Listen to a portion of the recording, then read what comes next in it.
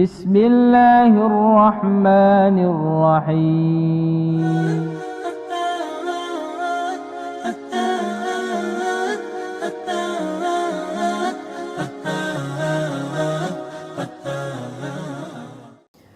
Pada pertemuan kita di kesempatan pagi hari ini pembahasan pada Al-Kabair Al-Imam Al-Zahabi.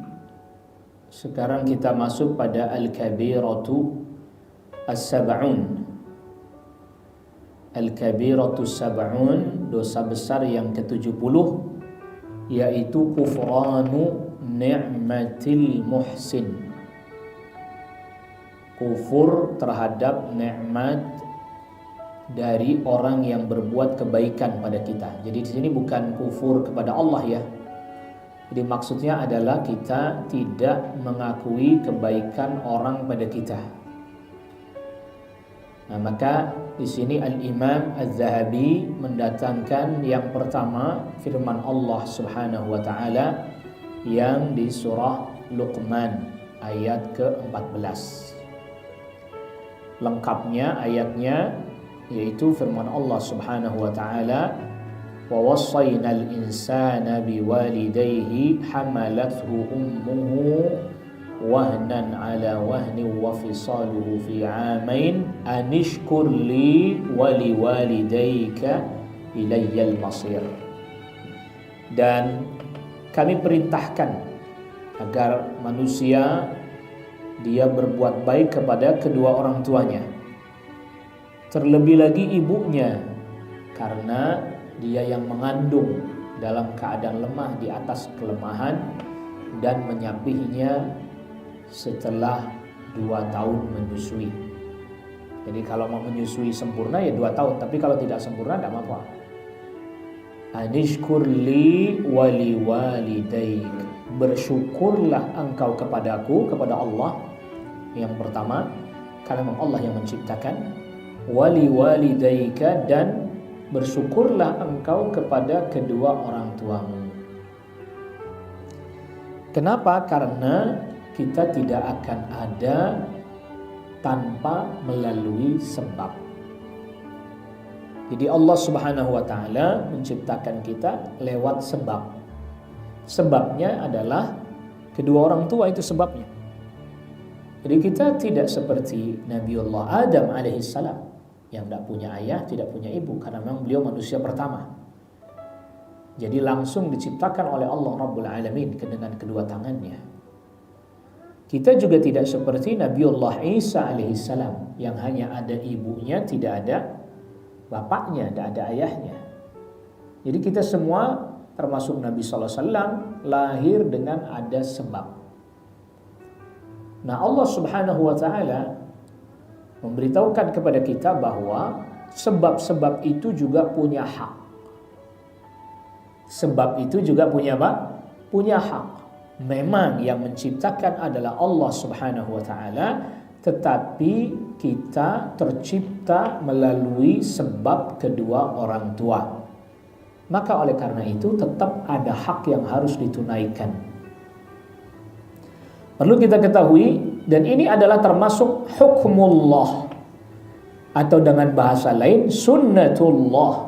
Ini adalah sunnatullah, bahwa Allah Subhanahu wa taala menciptakan sesuatu dengan sebab-sebabnya. Nah, itu namanya sunnatullah, itu ada asbab. Jadi tidak lantas kemudian tiba-tiba muncul dari batu keluar anak, itu nggak ada. Pasti ada sebabnya. Dan kita sudah seringkali berulang-ulang menjelaskan bahwa kalau Allah ciptakan makhluk, yang diciptakan makhluknya dulu. Makhluknya dulu, baru Allah tetapkan hukum terkait perkembangbiakannya. Ya, jadi sudah jelas ya. Jadi daur wa tasalsulnya falasifah, konsep muter-muter dan mata rantainya falasifah terputus sudah. Karena mata rantainya falasifah itu kan nggak ada ujungnya ya. Makanya dia muter-muter aja nggak ada ujungnya. Ya itu seperti itu pertanyaan filsafat, telur sama ayam itu pertanyaan filsafat itu. Dia harus diputus mata rantainya. Iya. Ayam apa telur dulu? Ayam. Telur apa ayam dulu? Ayam. Itu jawabannya udah. Dan juga bukan hanya permainan kata, siapa yang taruh di depan, siapa yang taruh di belakang, bukan. Ada stand up komedi kalau cuma permainan kata. Di pertanyaan-pertanyaan falasifah, pertanyaan-pertanyaan filsafat, pertanyaan falsafi seperti ini sudah harus bisa dijawab, karena dalam konsep akidah tauhid itu segala sesuatu itu bermula dan berakhir, kecuali hanya Allah Rabbul Alamin, huwal awwal wal akhir wal zahir wal batin, dan seterusnya. Pasti ada permulaannya, pasti ada apa? Pasti ada akhirnya. Kalau toh dia misalnya jadi kekal, Allah yang menciptakan kekekalannya. Dia kekal bukan karena dirinya sendiri. Nah, karena kita ini juga ada, Nabi Adam yang permulaannya, Nabi Adam alaihissalam permulaannya, gak ada orang tuanya, gak ada ayahnya, gak ada ibunya.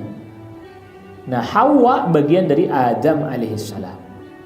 Nah, selain itu ke bawah, kalau kayak Nabi Isa tentu tadi ada sebabnya, walaupun sebabnya hanya ibu saja, gak ada sebab ayah, tapi tetap ada sebab, tetap ada sebab.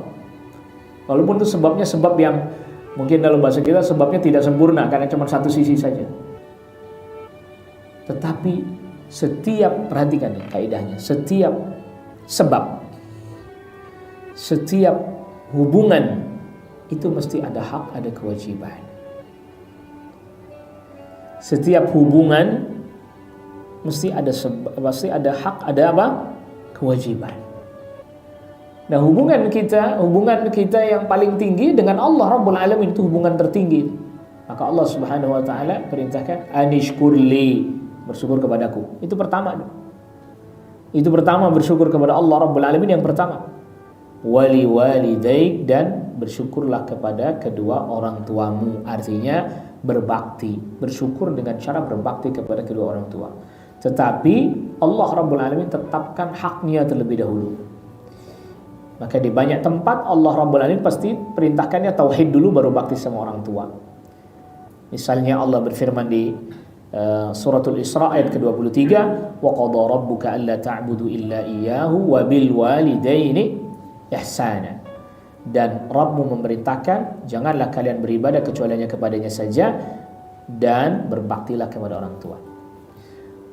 Lalu kemudian Al-Imam Al-Zahabi mendatangkan sabda Nabi sallallahu alaihi wasallam, man la yashkurullah man la yashkurun nas.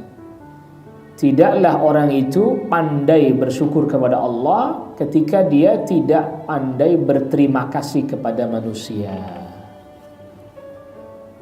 Ya. Jadi kalau kita tidak menunaikan apa yang menjadi sebab, haknya sebab, itu berarti sama saja kita menganggap bahwa sebab tersebut adalah sebab yang tidak punya nilai. Sedangkan Allah Rabbul Alamin yang menetapkan sebab itu. Itu mengapa orang yang tidak berterima kasih kepada manusia yang berbuat baik kepadanya, maka dia sama saja tidak bersyukur kepada Allah. Kenapa? Karena Allah yang menjadikan sebab itu. Contoh begini, misalnya kita sedang dalam keadaan kesulitan, misalnya di tengah jalan motor kempes bannya. Ini jalan sepi nih, orang jarang lewat dan seterusnya. Tiba-tiba ada orang lewat. Lalu dia tanpa kita minta, dia berhenti menanyakan keadaan kita, bukan cuma nanyain, bahkan bantuin. Udah Pak, kalau dia bawa motor juga sudah, ini motornya kita dorong, saya dorong misalnya.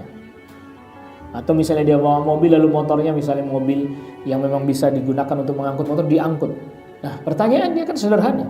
Siapa yang membuat orang itu jadi lewat situ? Tentu Allah Rabbul Alamin.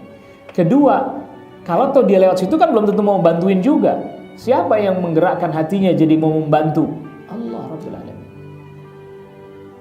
Nah, maka siapa orang yang tidak pandai berterima kasih kepada orang ini, orang itu udah ditolong gak mau terima kasih, maka dia tidak bersyukur kepada Allah. Karena apa? Karena Allah yang gerakkan dia. Maka tadi kita sudah katakan, yang namanya sebab ada haknya, hubungan ada haknya yang harus kita penuhi.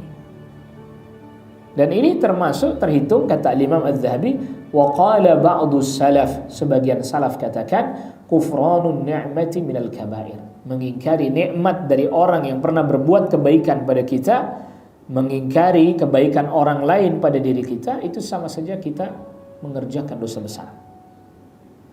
Nah, berterima kasih kepada manusia itu caranya dengan bil mujazati au bid doa, dengan cara membalas kebaikannya dia atau mendoakan kebaikan untuknya. Rasulullah sallallahu alaihi wasallam bersabda di dalam hadis yang diriwayatkan oleh Al-Imam Ahmad, "Man shana'a ilaikum ma'rufan fakafi'uh."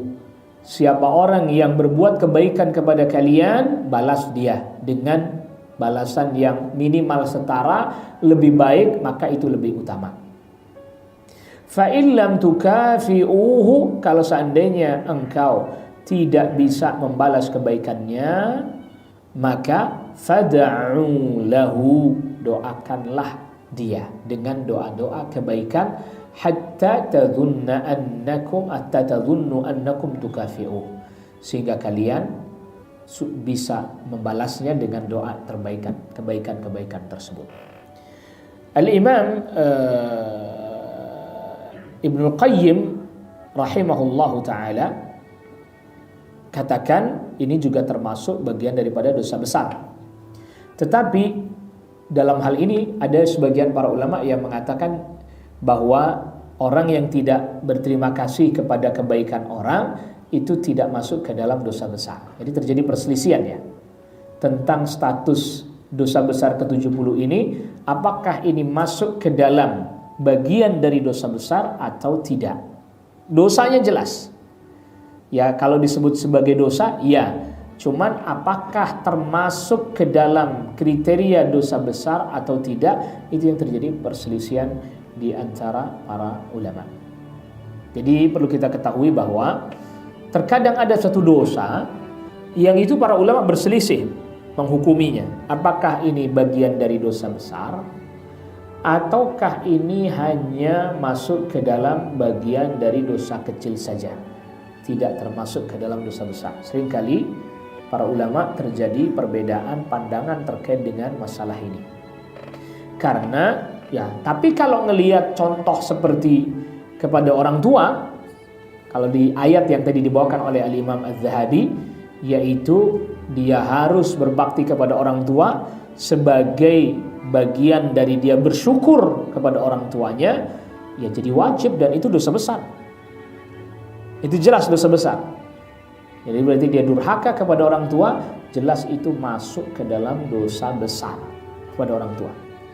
Tetapi permasalahannya kemudian ini yang diperbincangkan oleh sebagian para ulama, kalau itu bukan orang tua, misalnya ada orang tadi bukan orang tua kita, ya berbuat kebaikan kepada kita, lalu kemudian kita tidak membalas kebaikan itu, tidak mendoakan kebaikannya, apakah ini termasuk dosa besar atau tidak? Di sini yang terjadi perselisihan di antara para ulama. Jadi kufur nikmat kepada orang yang berbuat pada kita ini macam-macam bentuknya.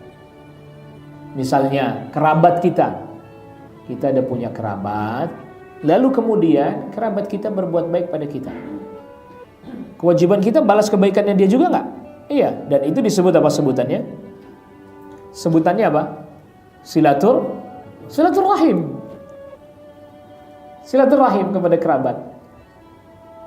Nah, kalau dia berbuat kebaikan, lalu kemudian kita balas dengan keburukan, itu kan berarti kita kufur akan kebaikan dia. Memutus silaturahim enggak itu? Memutus, dosa besar enggak ini? Dosa besar kalau yang ini. Gitu. Jadi itu yang jadi pertimbangan sebagian para ulama, bahwa apabila seseorang itu mengingkari kebaikan orang lain, itu masuk ke dalam kriteria dosa besar. Alasannya tadi.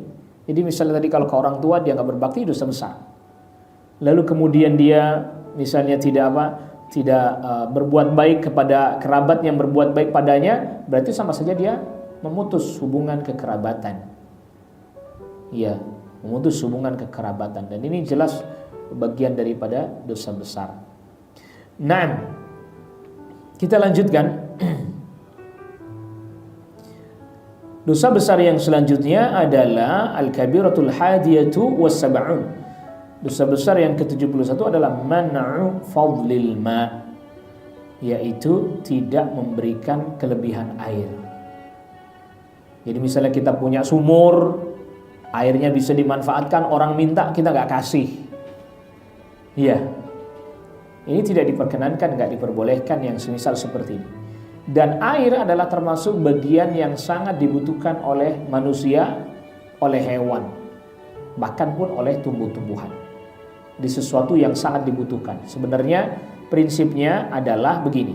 Apabila kita memiliki sesuatu yang bermanfaat, lalu kemudian kita sedang lapang, sesuatu yang manfaat itu lebih, atau kita sedang tidak menggunakannya, maka ya kasih kepada orang lain yang memanfaatkan, atau pinjamkanlah, kalau nggak dikasih pinjemin.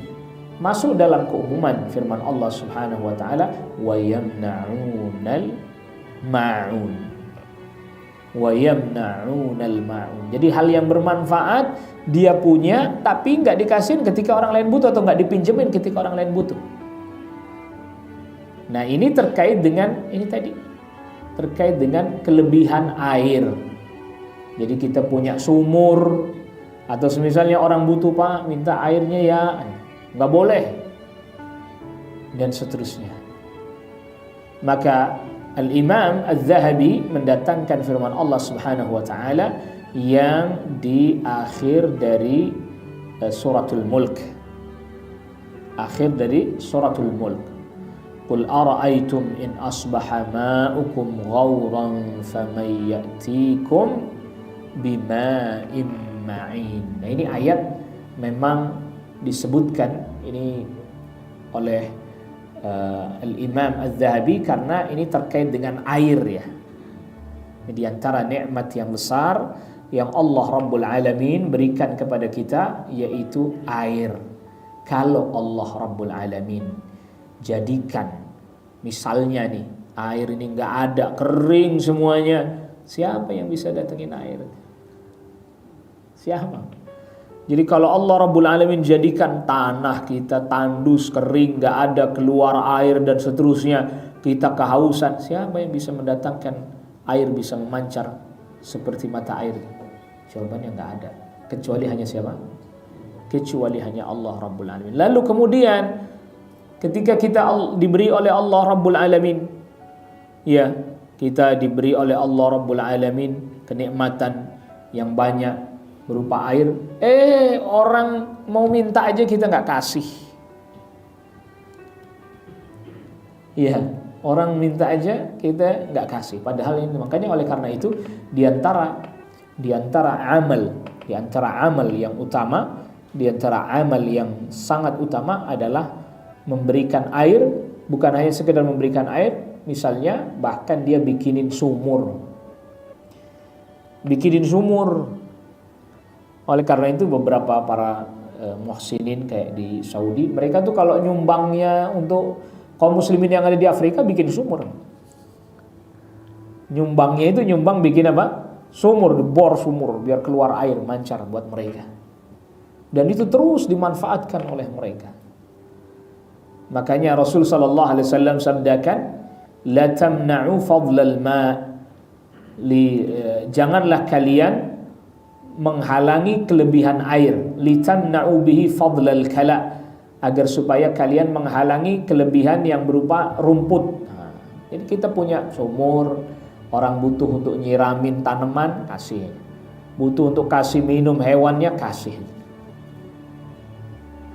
Sebagaimana tatkala Hajar, ibundanya Nabiullah Ismail alaihissalam, setelah memancar Zam-Zam, maka kemudian ada beberapa suku Arab yang datang. Jadi suku Arab itu kan setelah banjir bandang yang terjadi di Yaman, ada bendungan Ma'rib. Sampai sekarang masih nama daerahnya masih ada nama daerah Ma'rib. Jebol, maka pada saat itu Yaman menjadi negeri setelah itu tandus. Sebelumnya subur. Setelah itulah beberapa suku Arab yang ada di Yaman mulai cari tempat-tempat yang memiliki mata air. Baru nih nomaden nih, sejarahnya nomaden nih dimulai nih. Sebelumnya mereka nggak nomaden, diem tempat tinggal. Iya. Jadi Sabak itu kan Arab itu, negeri Sabak itu Arab itu, Yaman itu, bukan Sobo itu nggak ada hubungannya Sobo. Entah dia bilang itu di Wonosobo sana, wah itu makin nggak jelas itu. Ini dicocok-cocokin itu mah. Sabak Sobo jauh lah itu. Ada-ada aja. Jadi setelah itu, jadi Sabak itu Arab ya. Arab itu. Sabak itu tadinya nama orang, lalu kemudian akhirnya punya keturunannya itu disebut dengan kaum Sabak. Dan Sabak itu adalah Arab, keturunan Arab. Ya memang aslinya Arab itu Yaman, Pak. Aslinya Arab itu Yaman. Quraisy itu kena darah Arab dari orang Jurhum. Jurhum itu punya keturunan darahnya Yaman. Gitu. Jadi ada Amaliqah, itu juga Arab Yaman. Ketika Hajar ini diberi oleh Allah Rabbul Alamin mata air Zam-Zam, datang yang pertama yang datang suku Amaliqah. Minta izin supaya bisa ambil air dari Zam-Zam. Hajar izinkan, silahkan ambil aja, nggak apa-apa. Tapi ini mata air tetap milik saya. Kepemilikannya tetap milik Hajar. Sampai akhirnya kemudian Ismail alaihissalam nikah dengan wanita dari kalangan Amaliqah, Arab. Tapi kemudian ketika Nabi Ibrahim datang suruh cerai karena ini wanita buruk akhlaknya. Pas didatengin temuin ngeluh aja terus, hidupnya susah segala macam. Kata Nabi Ibrahim pada Nabi Ismail, udah ganti aja di palang pintu gitu. Maksudnya ganti aja istrinya. Lalu kemudian datang Jurhum, Arab Jurhum datang, minta izin lagi untuk bikin kemah lah di situ. Akhirnya kemudian bikin kemah di sana. Ada sebagian juga orang Yaman yang pindah eksodus ke Yathrib atau ke Madinah. Nanti akhirnya jadi suku Aus dan Khazraj. Itu aslinya Yaman juga itu. Aslinya Yaman. Cari negeri-negeri yang wilayahnya subur, termasuk beberapa wilayah Syam. Itu didiami dengan beberapa suku-suku Arab. Nah, balik lagi tadi Jurhum akhirnya minta izin. Jurhum minta izin, diizinkan, ya apa-apa, silakan. Silakan Anda ngambil air dari sini. Ini Allah yang berikan. Akhirnya kemudian mereka tinggal di situ, berkemah di situ, dan juga akhirnya salah satu putri dari Jurhum menikah dengan Ismail alaihissalam, punya anak 12, anaknya juga laki-laki semuanya. Nanti dari keturunan-keturunannya baru nanti sampai Adnan, sampai Rasulullah SAW. Itu ceritanya Arab Quraisy. Jadi Quraisy itu Arabnya dari jalur perempuan, tapi karena berhubung ini Ismail alaihissalam, maka dia jadi Arab yang paling mulia. Karena apa? Ada hubungannya langsung dengan Ismail alaihissalam. Nah, jadi nggak dilarang sama Hajar, mata air nggak dilarang, silahkan ambil. Ya, bahkan kalau memang di tempat yang seperti itu, mata air yang seperti itu tidak boleh diperjualbelikan. Nggak boleh apa? Diperjualbelikan. Rasulullah sallallahu alaihi wasallam bersabda, "La tabi'u fadlal ma." Janganlah kalian menjual air yang lebih. Maksudnya tadi dari mata air Anda jual, tak boleh. Muncul pertanyaan. Muncul apa? Pertanyaan, gimana itu Pak Ustadz? Kan ada yang jual air dalam kemasan, katanya dari mata air di mana gitu ya? Bener gak itu? Ya katakanlah bener gitu ya. Berarti gak boleh dong jualan air. Tadi yang kita katakan yang gak boleh jual mata air, gak boleh. Tapi kalau udah dikemas, udah diproses, boleh dijual. Jelas. Dikemas, ya kan, diproses, diangkut, boleh apa? Boleh dijual. Jelas ya? Sudah jelas ini, beda karena dia kalau udah dikemas, ngemasnya kan pakai biaya itu, ngangkutnya pakai biaya, memprosesnya pakai biaya. Kecuali antum datang sendiri ke mata airnya sono, gratis. Bismillah. Makanya kalau antum di sini beli zam-zam boleh, tapi antum berangkat ke sono sendiri gratis. Antum tinggal ke Masjidil Haram, bawa drigen ambil silahkan. Bener nggak? Iya. Yang nggak boleh itu ada mata air, antum kuasai, lalu kemudian orang mau ngambil dari mata air bayar. Nah, itu yang tak boleh. Itu tidak boleh. Itu yang dimaksudkan sabda Nabi sallallahu alaihi wasallam ini, la tabi'u fadlal ma. Fadl itu kelebihan, air yang berlimpah, jangan jual. Kita punya sumur. Ada orang mau ngambil air dari sumur kita. Ambil aja Pak, silakan Pak, ambil. Ambil aja Pak. Enggak masalah. Jangan dimintain duit dah. Ambil aja Pak, ambil. Tapi antum sedot tuh air, pakai mesin, antum alirkan ke tetangga sebelah yang ngontrak atau yang kita ngontrak. Bayar om pakai listrik ini. Bukan airnya nih bayar ininya nih, ngangkut ininya. Jelas bedanya. Ya kalau mau nimba sendiri silahkan aja, gratis deh tuh. Nimba aja sendiri. Tapi kalau udah pakai mesin, dialirin pakai pipa, bayar listriknya segala macam ini. Begitu ya. Makanya begitu juga. Ada orang yang bertanya, apakah tidak boleh jual beli air zam-zam? Boleh, udah dikemas, sudah diangkut. Ngangkutnya aja udah. Apalagi sekarang katanya nggak boleh bawa zam-zam dan seterusnya, nggak dapat jatah. Wah, ini makin mahal ini. Tapi kalau antum sendiri berangkat ke sana ke Masjidil Haram, bayar nggak? Enggak, ambil aja sesukanya. Mau bawa drigen berapa juga boleh. Tapi kalau sudah diproses, sudah dikemas, sudah diangkut, itu lain lagi itu ceritanya. Begitu. Makanya memahami satu hal itu ternyata, atau satu hadis misalnya seperti yang contoh ini, maka akan banyak sekali masalah turunannya banyak. Sama seperti misalnya perusahaan pengelolaan air minum. Itu sampai saya cari dulu itu bahasanya biar nggak nyebut merek, walaupun nggak apa-apa juga sih nyebut merek ya. Perusahaan pengelolaan air apa? Air minum atau ya air-air yang disalurin. Orang dari dulu zaman saya kecil orang udah langsung air pump katanya. Ya Pak, padahal pump itu kan perusahaan air minum itu.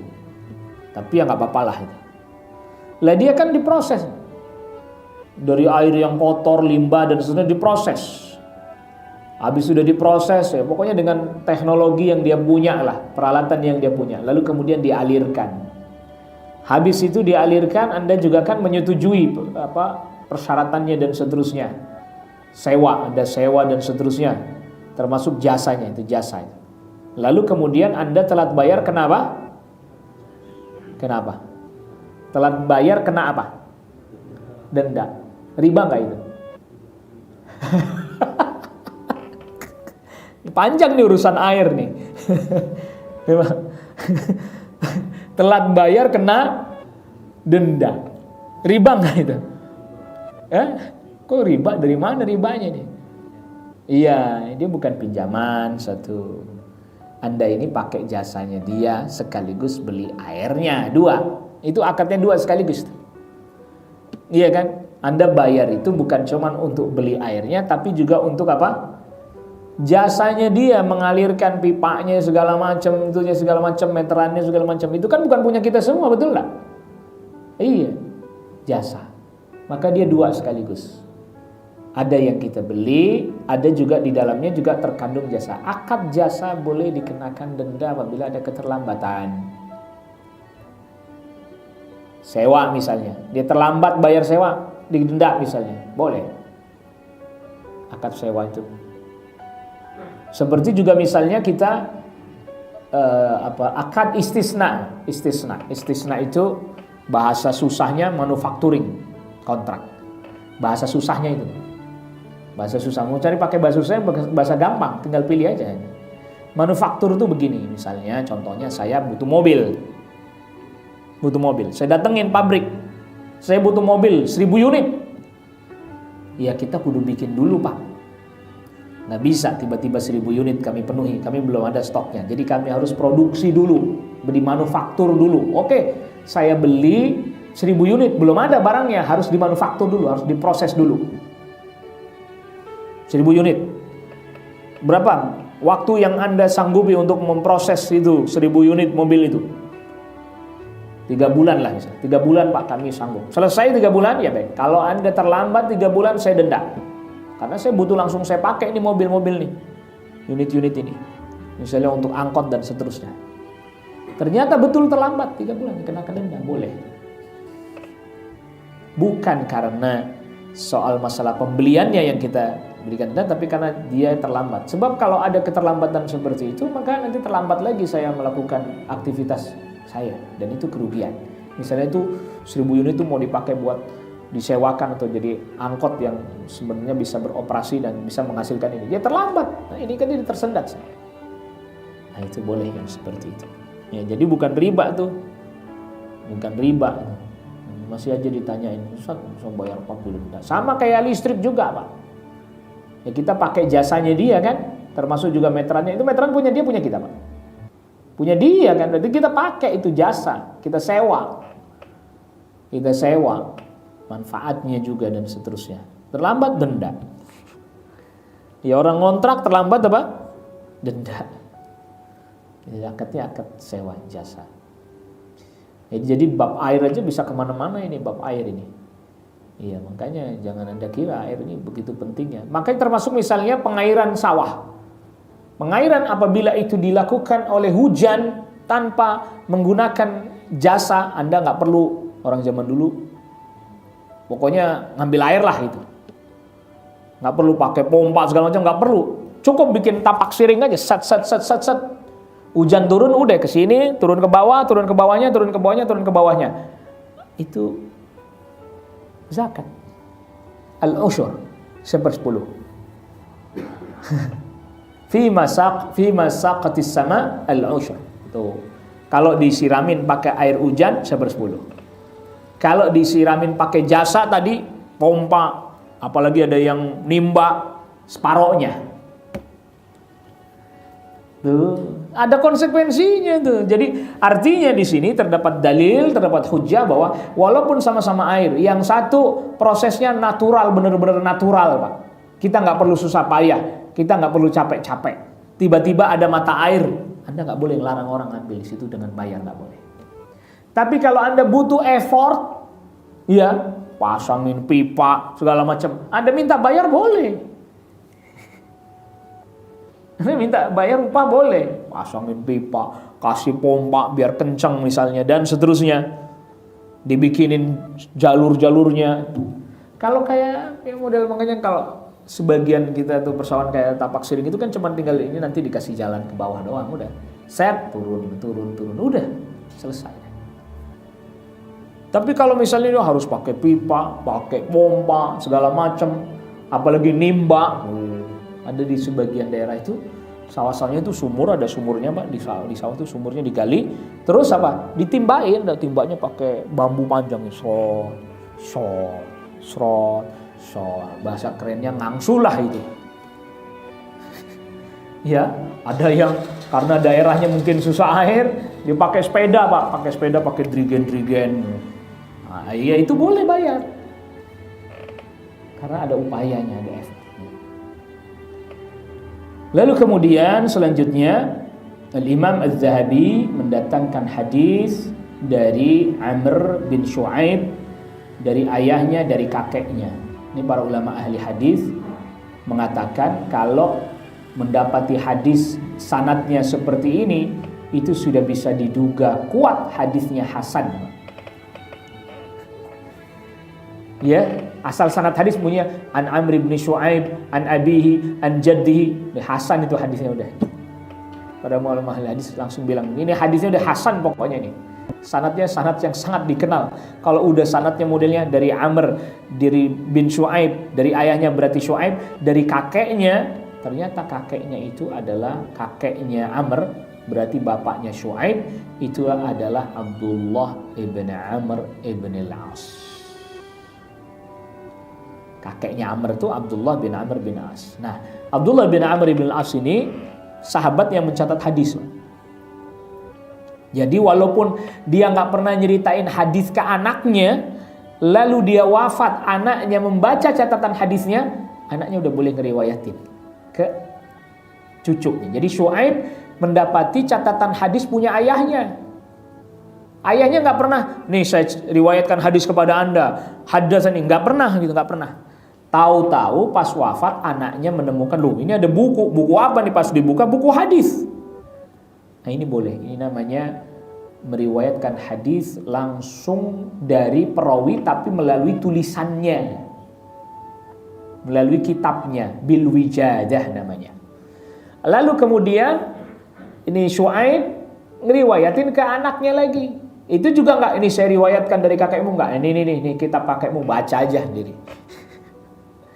Atau bisa juga dengan ijazah namanya, bil ijazah. Kalau ijazah itu orang yang masih hidup mengijazahkan, Anda boleh meriwayatkan dari buku saya ini. Jadi sampai para ulama meneliti itu, sehingga kalau udah ketemu an Amr bin Syuaib an abihi an jadi hasan, nih hadisnya pokoknya udah hasan ini. Nggak perlu nengok-nengok lagi penjelasan para ulama, kalau udah sedikit belajar, wah ini hasan udah pokoknya hadisnya. Nabi SAW bersabda, man mana'a fadla ma'ihi aw fadla kala'ihi mana'ahu Allahu fadlahu yaumal qiyamah. Siapa orang yang melarang orang untuk mengambil air yang dia punya banyak lebih, atau rumput, maka Allah akan menghalangi anugerahnya kepada orang itu nanti pada hari kiamat. Jadi rumput-rumput, kita misalnya punya kebun rumput liar kan banyak tuh Pak. Terus datang tetangga, Pak minta rumputnya dong buat makan kambing. Ya ada, ambil aja, ambil. Ngarit, bahasa kerennya ngarit Pak. Dia cuman modal bawa arit doang ini. Pak minta rumputnya dong buat makan kambing saya. Ambil. Seret. Jangan terus, nggak boleh bayar. Jangan, timbang rumput aja. Beda kalau rumputnya Anda itu memang Anda tanam sendiri secara khusus. Rumput apa namanya, itulah pokoknya itu. Ya jangan, kalau yang itu jangan. Rumput gajah lah atau apa yang memang itu lain, kalau yang itu lain. Tapi ini maksudnya rumput liar Pak. Kala itu rumput liar. Ya, ilalang liar. Udah biarin aja. Pak mau ambil ini, ambil silakan. Begitu juga sama tadi, ada sumur mata air, ya ambil aja.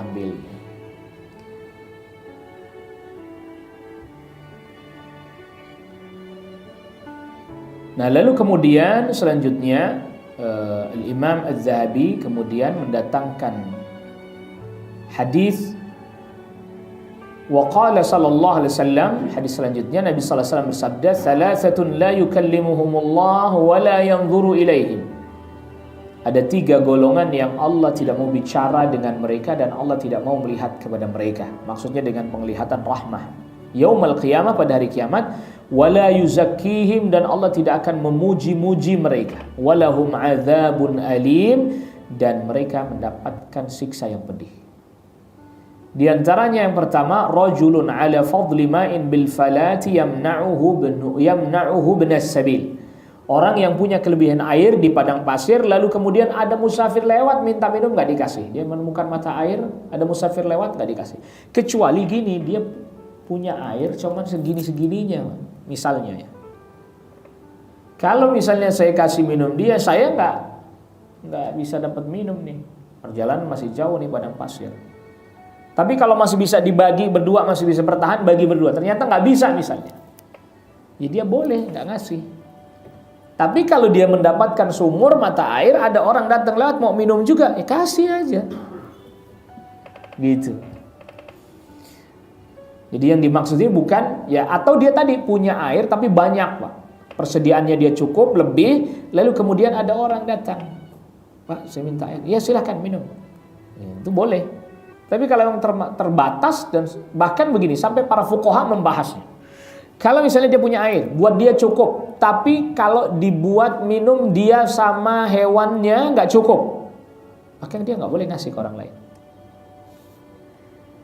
Jadi buat dia cukup, tapi buat hewan tunggangannya unta nggak cukup. Jadi kalau sama dia sama untanya nggak cukup, ya udah, ya kasih orang lain. Begitu. Pembahasannya sampai detail itu, para ulama menjelaskan itu. Wa rajulun bay'al imam la yubayyi'u illa lidunya. Dan yang ketiga, golongan yang ketiga adalah orang yang membaiat seorang pemimpin, tapi dia tidaklah membaiat pemimpin itu kecuali karena tujuan dunia saja. Nah, di sini penting. Di kita ini membaiat pemimpin bukan karena tujuan dunia, tapi karena perintah Allah dan Rasulnya. Bukan karena tujuan dunia. Maka Rasul jelaskan di antara ciri-ciri orang yang membaiat pemimpinnya karena tujuan dunia semata, fa in a'tahu minha wafalah wa illam yu'tihi minha lam yafilah. Apabila pemimpinnya memberikan kepada dia dari perkara-perkara dunia, dia pun akan taat sama pemimpinnya itu. Tapi giliran pemimpin yang nggak ngasih, dia nggak mau memenuhi apa yang menjadi baiatnya. Ini cirinya orang. Giliran misalnya pemimpinnya lagi ngasih dia kemakmuran, wah ini baru pemimpin kita hebat ini, puji-puji gitu. Tapi giliran misalnya ada permasalahan ekonomi sulit dan itu di luar kendali penguasa, ini pemimpin nggak bener ini. Itu ciri dia baiat karena dunia. Tapi kalau dia berbaiat karena perintah Allah dan Rasulnya dalam kondisi lapang, dia tetap tunaikan apa yang menjadi konsekuensi baiatnya. Kondisi sempit juga iya. Nah sekarang pertanyaannya misalnya kayak zaman Khalifah Umar bin Khattab radhiyallahu anhu. Zaman Khalifah Umar itu khalifah adil. Pernah mengalami masa paceklik nggak? Pernah. Pernah ada penyakit taun nggak? Pernah. Taun amwas, paceklik juga. Bahkan Madinah juga mengalami paceklik. Sampai Umar bin Khattab hanya makan roti gandum yang kasar dicelup zaitun. Coba rasanya apa yang nggak tahu tuh. Anda bisa bayangkan rasa apa itu? Cuman roti gandum doang yang kasar itu kalau sekarang 1 real, beli 1 real dapat 4 lembar bang. Saking murahnya tuh roti gandum yang kasar tuh, beli 1 real dapat 4 lembar. Seharian Anda belum tentu ngabisin ini. Makan dikit kenyang termakan lagi. Itu cuman dicocol sama zaitun. Rasanya kemana coba itu? Ya kalau mau asin-asin ada dikit kasih garam. Coba Anda nggak akan sanggup gitu makan begitu. Sampai akhirnya tubuhnya kelihatan kurus, mukanya kelihatan pucat. Khalifah Umar bin Khattab. Nabi rakyatnya tetap taat. Karena memang membaiat bukan karena urusan apa? Dunia. Maka oleh karena itu naudzubillah. Ya orang kan ini banyak yang kemudian mendukung membaiat karena urusan dunia. Giliran urusan dunianya terpenuhi, pemimpinnya dipuji. Giliran urusan dunianya nggak terpenuhi, ya pindah gerbong pak. Bukan cuman nggak muji-muji lagi, pindah gerbong dan mencela-cela. Naudzubillah, nasallallahu alaihi wasallam. Itu kalau melihat hadis ini berdasarkan hadis, termasuk orang yang tidak akan Allah bicara kepadanya, Allah tidak akan melihatnya dengan pandangan rahmat, Allah tidak akan memujinya dan baginya azab yang pedih. Naudzubillah. Itu. Yang ketiga, warajulun ba'a rajulan sil'atan ba'dal asri fahalafa billahi. Ada seseorang yang menjual barangnya kepada orang lain setelah salat asar, lalu kemudian dia bersumpah agar supaya bisa barang itu diambil ya li akhdhiha, fahalafa billahi li akhdhiha bikadza wa kadza fasaddaqahu, maka dia benarkan wa huwa ala ghairi dzalik. Ini maksudnya orang yang jualan dengan sumpah palsu, Pak. Dia jual demi Allah nih barang bagus mahal. Akhirnya orang karena dia berani sumpah dibeli dengan harga yang mahal. Ternyata tidak seperti itu. Nah ini orang bukan pedagangnya yang bermasalah, sumpah palsunya. Orang dagangnya nggak masalah, sumpah palsunya ini memang kadang suka keceplosan ya, hati-hati ya, keceplosan orang. Wa rawahul Bukhari wa zada, dan Al-Imam Bukhari meriwayatkan dengan memberikan tambahan. Wa rajulun mana'a fadlama, orang yang menghalangi kelebihan air, enggak dikasih orang, fayaqulullah, maka Allah akan katakan kepada orang ini, al-yaum, pada hari kiamat nanti, al-yauma amna'uka fadli, pada hari ini aku menghalangi anugerahku kepadamu, kama mana'ta fadla ma lam ta'mal yadak, sebagaimana, ini penting. Ini kata kuncinya yang tadi tafsir yang saya katakan itu mata air. Sebagaimana engkau menghalangi kelebihan air yang tidak diupayakan oleh kedua tanganmu. Ya. Begitu jelas nih ya. Makanya tadi kita katakan tadi bahwa ini yang bermasalah adalah air yang tidak upaya dari kita. Ini tadi mata air, ya, bukan upaya dari kita, tapi kemudian orang mau minta aja nggak diperbolehkan. Nah, ini penjelasannya kita tambahkan lagi perkataan Al-Imam Syafi'i menjelaskan tentang hal ini. Wa kullu ma'in bi badiyatin, setiap air yang ada di padang pasir, yazidu fi ainin aw bi'rin, air itu berlimpah, baik itu berupa mata air ataupun sumur, au nakhilin au nahrin, atau sungai. Balagha maliku minhu hajatu li nafsihi wa masyiyatihi wa za'. In kana lahu falaysa lahu man'u fadri an hajati min ahadin. Apabila pemiliknya telah memenuhi hajatnya untuk dirinya, untuk tanamannya, untuk hewan ternaknya, kalau itu memang miliknya, dan apabila lebih dari hajatnya, dia tidak boleh menghalangi orang lain minum darinya, mengambil air untuk memberi minum kepada hewannya atau untuk tanaman-tanamannya. Jadi, karena itu bukan hasil jerih payahnya sendiri, mata air, sumur. Di dalam Sunan Harmalah, Al-Imam Syafi'i juga katakan, ayyuba al-ma, makna hadis ini adalah ayyuba al-ma fil mawdi'il ladzi khalaqahu Allahu fi. Tidak boleh menjual air dari mata air yang Allah telah ciptakan mata air itu. Wa dzalika ayyati bil badiyati ar-rajul lahul bir liyasqi biha masyiyatahu, yaitu di mana seseorang di padang pasir dia mendatangi ada satu sumur, dia gunakan untuk minum ontaknya, hewan ternaknya. Wa yakunu fi ma'iha fadlun an masyiyati. Ternyata sumurnya airnya masih banyak. Ontaknya udah minum, hewan ternaknya udah minum, lalu kemudian datang orang lain mau minta, dia larang. Maka Rasul sallallahu alaihi wasallam melarang orang itu menjual kelebihan air tersebut, kecuali, nah ini kecuali kata Al-Imam Syafi'i, illa annahu idza hamala al-ma'a ala dhahri. Ini menjelaskan apa yang tadi saya jelaskan. Kecuali dia pikul airnya, maka fala ba'sa ayyabi'ahu min ghairihi, boleh dia jual tuh air.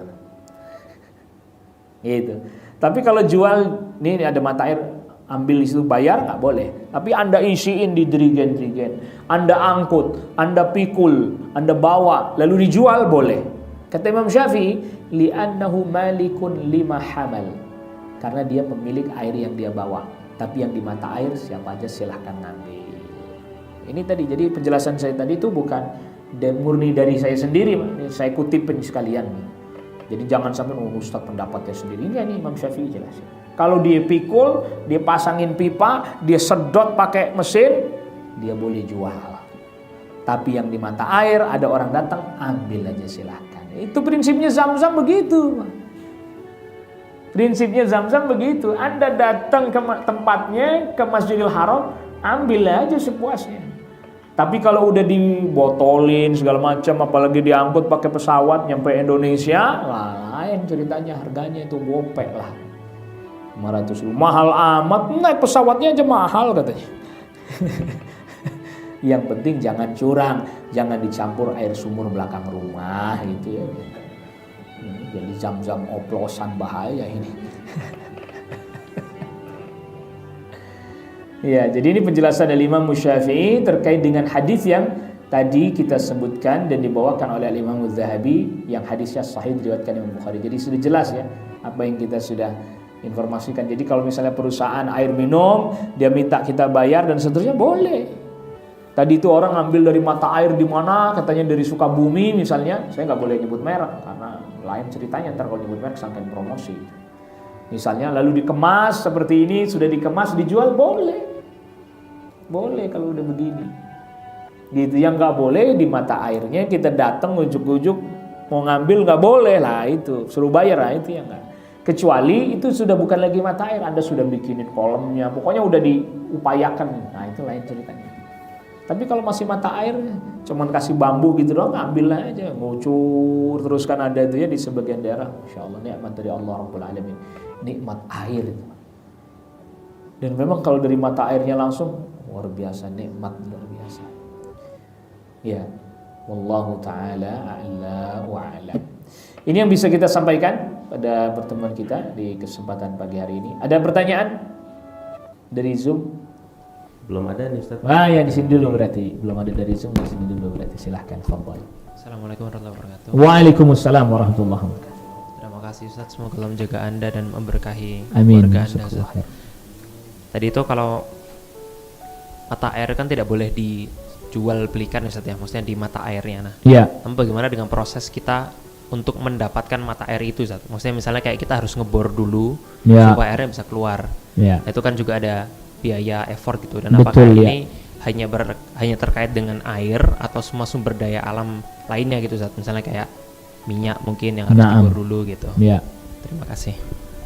Ya, jadi kalau berdasarkan lafaz hadisnya Imam Bukhari tadi, yang Allah Rabbul Alamin katakan, al-yawma amna'uka fadli kama mana'ta fadla ma lam ta'mal yadak. Hari ini aku menghalangimu dari anugerahku sebagaimana engkau menghalangi kelebihan dari apa yang tidak diperbuat oleh tanganmu. Artinya benar-benar nggak ada effort apa-apa, Pak. Tapi kalau ada, ya boleh dia jual. Dia harus ngebor dan seterusnya. Dia nggak ngebor, nggak ngapa-ngapain, nemu mata air. Dia boleh mengklaim itu mata air yang itu areanya dia, tapi dia tidak boleh mengkomersilkan mata air itu. Malam ta'mal, ini yang jadi kata kuncinya, malam ta'mal yadak, yang tidak ada effortnya, terjemahan bebasnya begitu. Nggak ada kita berbuat apa-apa. Tapi kalau airnya kita ngebor dulu, termasuk tadi minyak ngebor dulu, belum lagi minyak kan nggak bisa langsung, Pak. Pasti diproses dulu minyak juga kan, minyak dulu. Saya beberapa waktu lalu sebelum pandemi tentunya, perjalanan dari Balikpapan menuju Handil di Kutai Kartanegara, Kukar. Dari Balikpapan ke Kukar, waktu itu memang kita mau isi kajian site-site. Itu kita lihat Pak, masih ada yang sederhana itu, pengolahan minyaknya masih sederhana, yang kayak cuma tik gitu doang, terus dialir gitu. Itu prosesnya lama, yang seperti itu teknologinya belum canggih, masih biasa, itu lama. Nah makanya boleh dijual, boleh, karena kita butuh tadi proses itu, gali, belum lagi kemudian memprosesnya dan seterusnya. Itu berlaku juga. Tapi kalau memang misalnya tiba-tiba ditemukan sumber minyak tanpa diproses dan seterusnya, kalau minyak nggak bisa, mesti proses, Pak. Kalau air kan enggak, ya air mata air langsung diminum bisa, langsung pakai buat mandi bisa. Tapi kalau minyak kita proses. Tapi yang jelas segala sesuatu yang memang di situ ada effortnya, ada upayanya, maka di situ juga nanti dia boleh mengambil keuntungan dari effortnya dia. Jadi dia butuh air, dia perlu bor dan seterusnya, ya dia boleh menjual air itu. Nah yang tadi kata Imam Syafi'i, kalau Imam Syafi'i contohnya sederhana, dari mata air dia isiin di drigen, dia gendong ke rumah, dijual boleh. Pindah ke rumah, tapi digendong sama dia. Artinya ada effortnya dia, yaitu ada upayanya dia. Wallahu a'lam. Nah, ya, fadhal, silakan. Warahmatullahi wabarakatuh. Waalaikumsalam warahmatullahi wabarakatuh. Pak Ustaz, maaf, ada sejarah ada yang sumur Utsman yang di Madinah. Kalau nggak salah beliau ngebor sendiri atau beli dari Yahudi.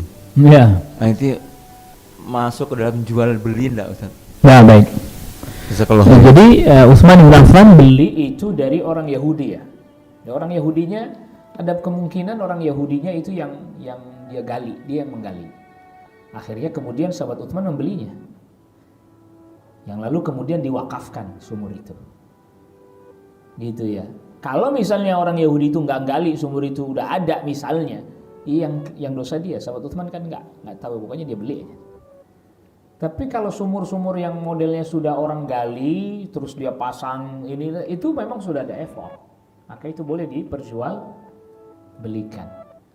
Boleh diperjualbelikan. Tapi sumur-sumur atau yang sumur udah ada lama, nggak ketahuan punyanya siapa, gitu kan, kita nggak ada effort apa-apa, ternyata airnya bagus, ya jangan orang dilarang, dan juga jangan diperjualbelikan yang seperti itu. Gitu. Tapi kalau memang dia yang gali, dia itu punya dia, maka itu punyanya dia, dan dia boleh memperjualbelikannya. Atau orang mau ngambil air di situ bayar, gitu ya, boleh ngambil air di situ dia bayar. Ya, kayak dulu misalnya ada sebagian orang itu dia punya bak besar, Pak. Punya bak besar, diisi tuh bak penuh. Di daerah Tanjung Priok zaman dulu masih begitu, ada yang punya bak besar, itu nggak semua orang punya begitu.